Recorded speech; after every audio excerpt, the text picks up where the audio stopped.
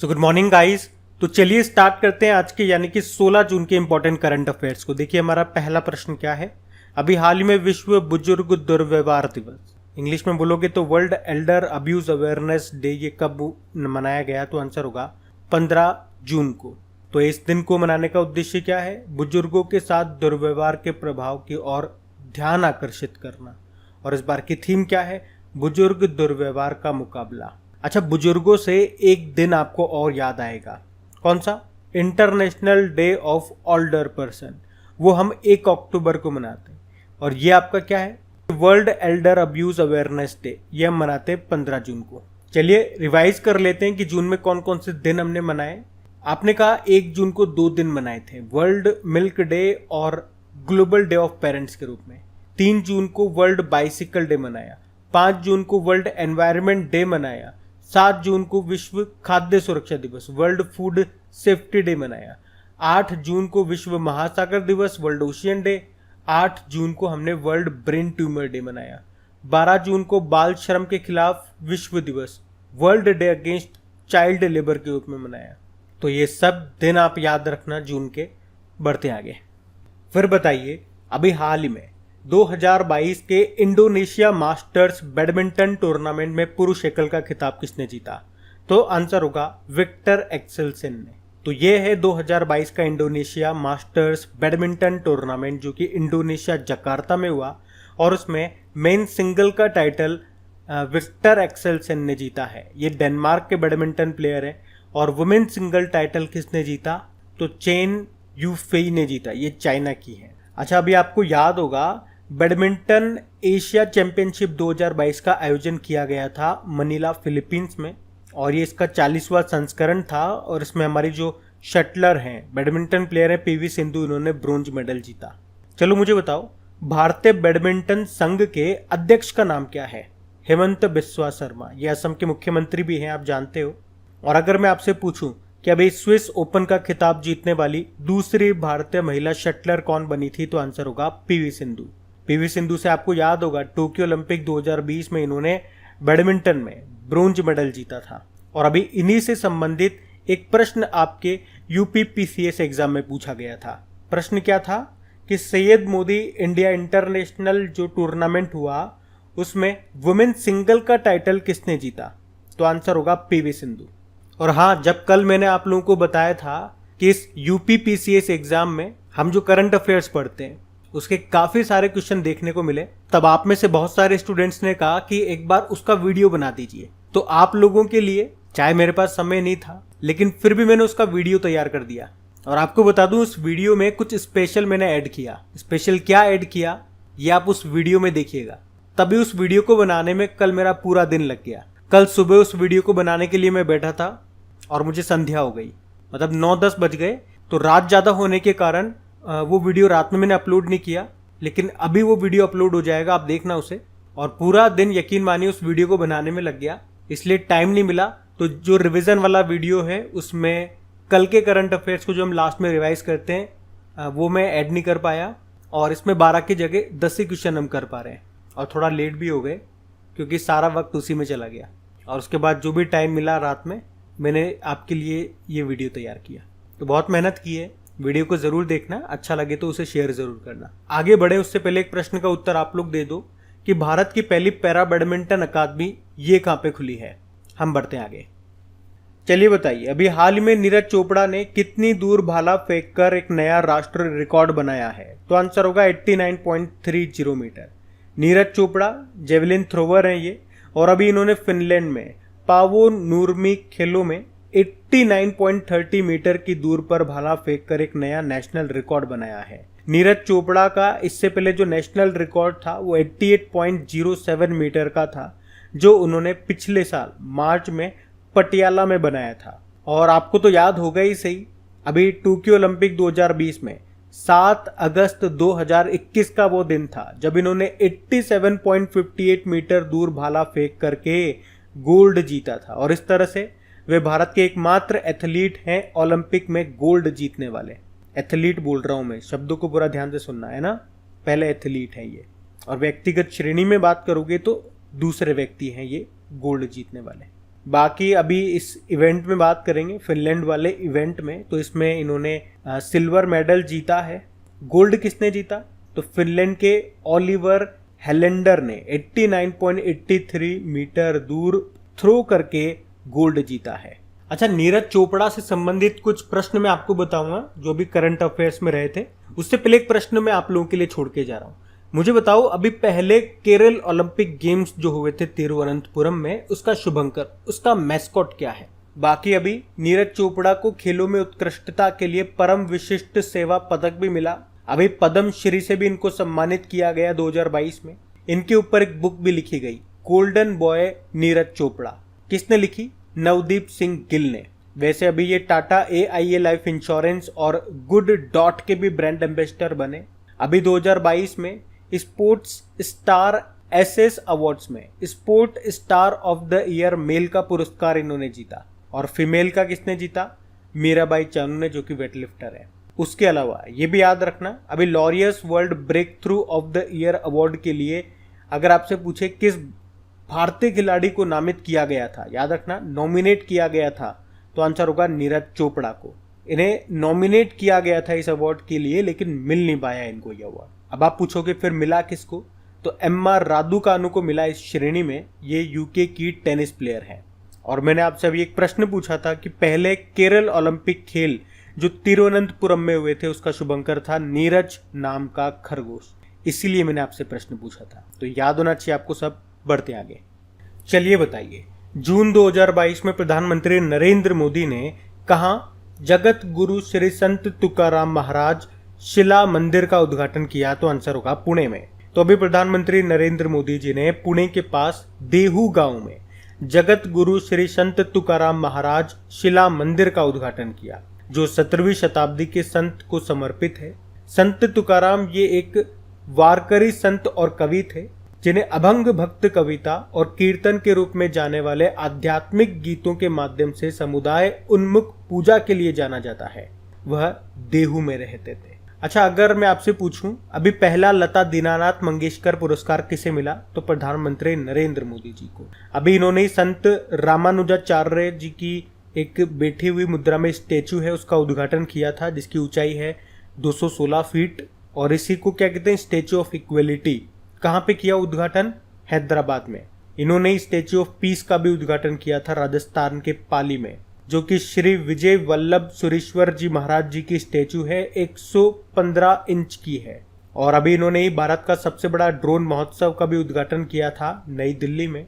अभी in space के मुख्यालय का भी उद्घाटन किया था गुजरात के अहमदाबाद में। और ये एक मंदिर है ना, तो मंदिर से एक मंदिर आपको और याद आएगा, रामप्पा मंदिर, जो भारत का अभी 39th वर्ल्ड हेरिटेज साइट बना था, विश्व धरोहर स्थल। ये कहाँ पर है? तेलंगाना में है। आपको याद है भी संस्कृति मंत्रालय ने ऑनलाइन 12 ज्योतिर्लिंगों और 4 धामों के दर्शन करने के लिए एक पोर्टल, एक वेबसाइट को लॉन्च किया था, 360 डिग्री टेम्पल नाम से, याद रखना ये। अच्छा बताओ, उमिया माता मंदिर ये कहाँ पर है? गुजरात के जूनागढ़ में। तो ये सारे पॉइंट्स ध्यान रखना। बढ़ते आगे, चलिए फिर बताइए, अभी हाल ही में संचालन के लिए पवन ऊर्जा का उपयोग करने वाला देश का पहला एयरपोर्ट कौन सा बन गया? तो आंसर होगा छत्रपति शिवाजी इंटरनेशनल एयरपोर्ट। तो मुंबई का है ये छत्रपति शिवाजी इंटरनेशनल एयरपोर्ट, और अभी ये विंड एनर्जी के जरिए एयरपोर्ट का संचालन करने वाला देश का पहला एयरपोर्ट बन गया है। अभी पायलट प्रोजेक्ट के तौर पे एयरपोर्ट पे वर्टिकल एक्सिस विंड टर्बाइन व सोलर PV हाइब्रिड को लगाया गया है। और ये जो प्लांट है ये 36 kilowatt hour energy per day बनाता है। अच्छा, आपको याद होगा कर्नाटक में एक एयरपोर्ट है, शिवमोग्गा एयरपोर्ट। उसका नाम वहां के पूर्व मुख्यमंत्री BS येदियुरप्पा के नाम पे रखा जाएगा। और अगर मैं आपसे पूछूं कि स्वदेशी नेविगेशन प्रणाली गगन का उपयोग करके विमान की लैंडिंग कराने वाली देश की पहली एयरलाइन कौन सी बनी थी अभी? तो इंडिगो एयरलाइन बनी थी। लैंडिंग कहां पे कराई गई? राजस्थान के किशनगढ़ एयरपोर्ट पे। अभी आपको याद होगा कि हमारे जो एविएशन मिनिस्टर है ज्योतिरादित्य सिंधिया, इन्होंने पहली बार राष्ट्रीय वायु खेल नीति 2022 को लॉन्च किया है। उद्देश्य क्या है? वायु संबंधी खेलों को बढ़ावा देना। और दुनिया का पहला टैक्सी फ्लाइंग एयरपोर्ट जिसका नाम है अर्बन एयर वन वर्टीपोर्ट, ये कहाँ पे बना है? इंग्लैंड में, चलो बताओ, किस हवाई अड्डे ने ग्रीन हाउस गैस उत्सर्जन में कटौती के लिए सभी वाहनों को इलेक्ट्रिक व्हीकल से बदलने का फैसला किया? तो आंसर होगा इंदिरा गांधी इंटरनेशनल एयरपोर्ट, दिल्ली। और अगर आपसे पूछे सौर ईंधन का उपयोग करने वाली पहली एयरलाइन कौन सी बनी है, तो स्विस इंटरनेशनल एयरलाइन। और सोलर एनर्जी का उपयोग करने वाला या सोलर एनर्जी पे ऑपरेट होने वाला पहला एयरपोर्ट कौन सा है, तो आंसर होगा कोचीन इंटरनेशनल एयरपोर्ट। तो ये सब बातें ध्यान रखना, बढ़ते आगे। चलिए बताइए, राष्ट्रीय बाल अधिकार संरक्षण आयोग, इसके द्वारा बाल श्रम उन्मूलन सप्ताह ये कब मनाया गया? तो आंसर होगा 12 जून से लेके 20 जून तक। तो चाइल्ड लेबर एलिमिनेशन वीक इसे बोलेंगे, और ये 12 जून से लेके 20 जून तक मनाया गया। आपको पता है अभी हम लोग क्या मना रहे हैं? आजादी का अमृत महोत्सव, यानी कि आजादी की 75वीं वर्षगांठ, और इसीलिए इसे अभी 75 स्थानों पर सेलिब्रेट किया गया। किसके द्वारा? तो आपने कहा राष्ट्रीय बाल अधिकार संरक्षण आयोग, इंग्लिश में बोलेंगे तो national commission for of child rights. तो इसे बाल श्रम की समस्या पर ध्यान देने और इसके उन्मूलन के उपाय खोजने के रूप में अभी 12 से लेके 20 जून तक इसे मनाया जा रहा है।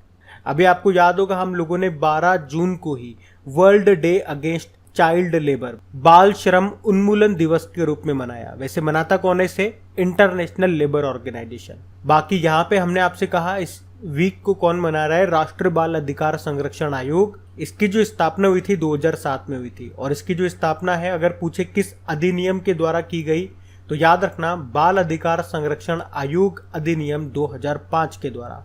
इसके वर्तमान में अध्यक्ष कौन है? प्रियांक कानूनगो। बढ़ते आगे। चलिए बताइए, अभी हाल ही में भारत में सभी एटीएम से नगद निकासी शुरू करने वाला पहला आरबीआई लाइसेंस प्राप्त पीपीआई कौन बन गया है? तो आंसर होगा ओमनी कार्ड। पीपीआई मतलब प्रीपेड पेमेंट इंस्ट्रूमेंट। तो अभी ओमनी कार्ड ने घोषणा की है कि वे देश में किसी भी एटीएम से रुपए संचालित कार्ड का उपयोग करके नगद पैसा निकालने यानी कि कैश विड्रॉल की सुविधा को शुरू करने वाला पहला आरबीआई लाइसेंस प्राप्त पीपीआई यानी कि प्रीपेड पेमेंट इंस्ट्रूमेंट बन गया है।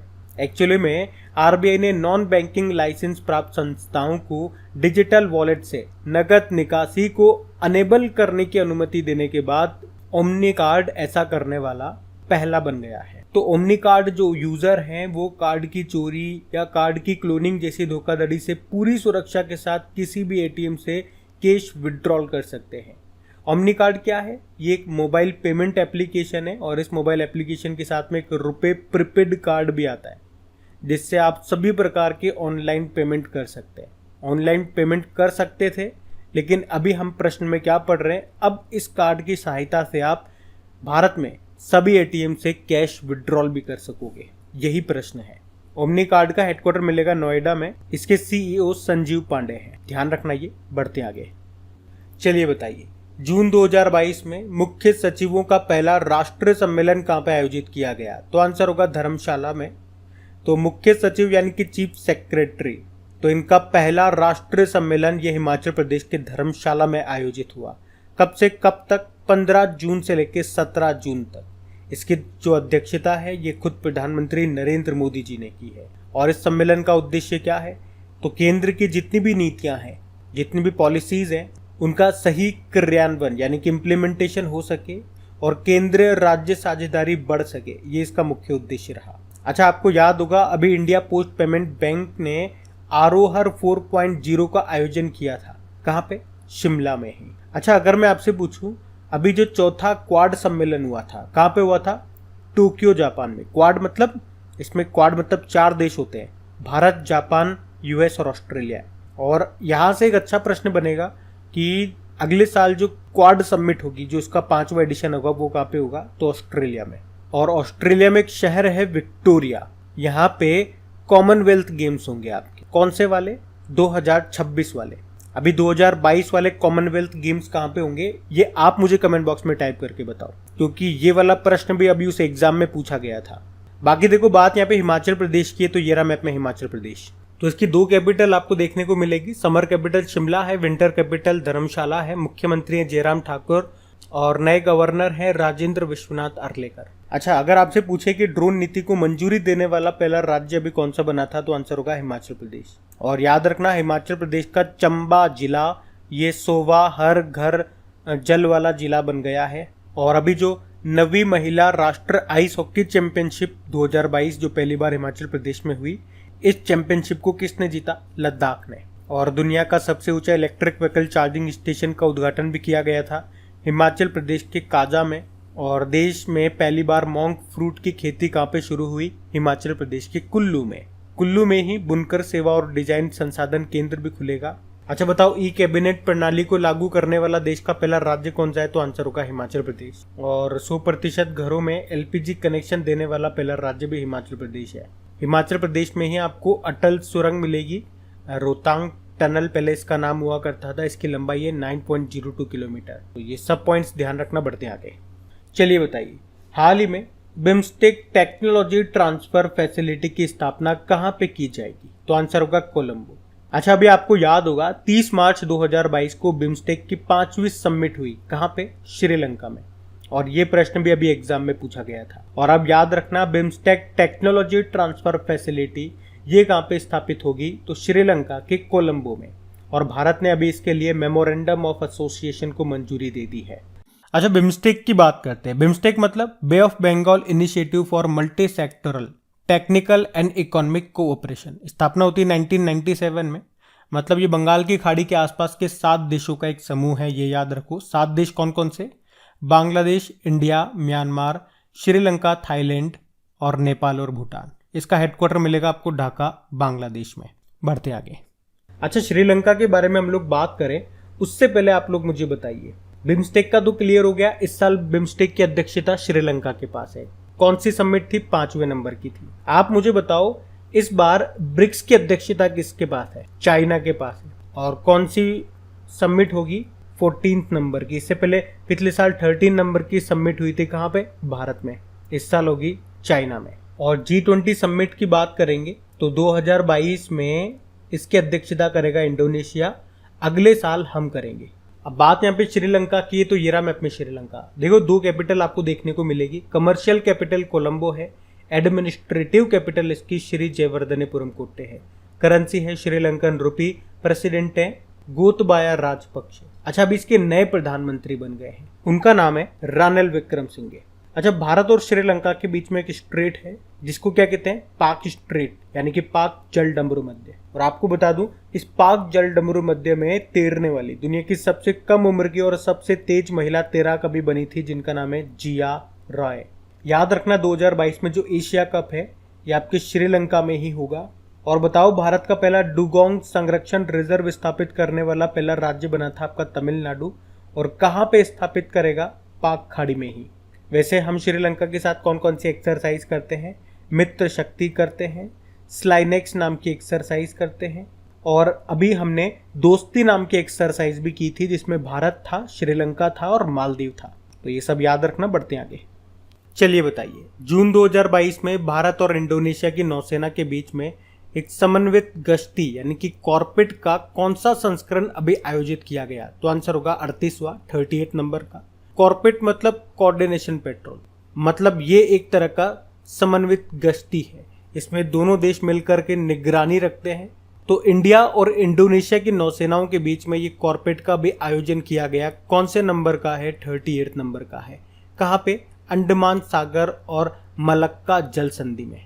आपको याद होगा, अभी कुछ समय पहले भारत और बांग्लादेश के बीच में भी कॉर्पेट का आयोजन किया गया था। अच्छा, एक प्रश्न मैं आप लोगों से पूछूंगा, बताओ, अभी जो थॉमस कप है जो कि पुरुषों का बैडमिंटन टूर्नामेंट है, उसको किसने जीता था, किसको हरा करके? मोस्ट इंपॉर्टेंट प्रश्न है, ये आपको याद होना चाहिए। किसने जीता ये भी और किसको हराया ये भी। अच्छा, इंडोनेशिया के साथ में वैसे और हम कौन कौन सी एक्सरसाइज करते हैं? गरुड़ शक्ति नाम की एक्सरसाइज करते हैं। समुद्र शक्ति ये भी हम इंडोनेशिया के साथ करते हैं। और शक्ति से आपको याद आएगा मित्र शक्ति, हमने अभी कहा था श्रीलंका के साथ करते हैं। और केवल शक्ति नाम की एक्सरसाइज ये हम फ्रांस के साथ करते हैं। तो अब हम बात करेंगे कल के वीडियो में पूछे गए प्रश्न के उत्तर की। तो कल के वीडियो में आपसे पूछा था कि मई महीने के लिए ICC men's player of the month किसे चुना गया? तो आंसर होगा एंजेलो मैथ्यूज को। आप सभी ने प्रश्न का बिल्कुल सही उत्तर दिया है। और फिर से याद दिला दूं, वो एग्जाम का क्वेश्चन पेपर मैंने अपलोड कर दिया है, मतलब उसमें जितने भी करंट अफेयर्स के क्वेश्चन थे वो अपलोड कर दिए। और साथ में हम वैसे जो स्टैटिक भी पढ़ते हैं, कवर करते हैं करंट अफेयर्स में, उससे भी रिलेटेड कुछ प्रश्न पूछे थे, लेकिन वो मैंने इंक्लूड नहीं किए। या एक्चुअली में ये कह दो, इतना समय लग गया था, इतना थक गया था, इतना टायर्ड हो गया था, माइंड में ही नहीं रहा उसको डालना, सिर्फ करंट अफेयर्स के ध्यान रह गए, तो केवल वही डाले। फिर बाद में याद आया कि हाँ वो भी डाल देते। चलो कोई बात नहीं, वो आप ज़रूर देखना, आपको अच्छा फील होगा, इसलिए मैं आप लोगों को बोल रहा हूँ। आप लोगों को एक अच्छा सा मोटिवेशन मिलेगा कि हाँ, क्योंकि किसी भी काम को करने के लिए एक मोटिवेशन बहुत ज़्यादा ज़रूरी होता है। इसीलिए मैं आप लोगों से बोलता हूँ कि अगर वीडियो से हेल्प मिलती है तो वीडियोस को सपोर्ट ज़रूर करा करें, अपने दोस्तों के साथ में इसे शेयर ज़रूर करा करें और लाइक भी कर दिया करें। इसमें आपका कोई चार्ज नहीं लगता है, इससे हमें भी मोटिवेशन मिलता है। मुझे मोटिवेशन मिलेगा, एनर्जी मिलेगी, तो काम करने में और भी ज़्यादा मज़ा आएगा। जैसे कल काम करने में बहुत अच्छा लग रहा था, तो सुबह बैठा और रात तक बैठा ही रहा, कंटिन्यू काम करा है। आपको दिखेगा उस वीडियो में काम। और इन सभी का क्विज बना करके अपलोड कर दिया आपकी क्रैक एग्जाम एप्लीकेशन में। पीडीएफ भी आपको वहीं पे मिल जाएगी। क्रैक एग्जाम एप्लीकेशन का लिंक नीचे डिस्क्रिप्शन में मिल जाएगा। अब ये रहा आज का आपका होमवर्क प्रश्न।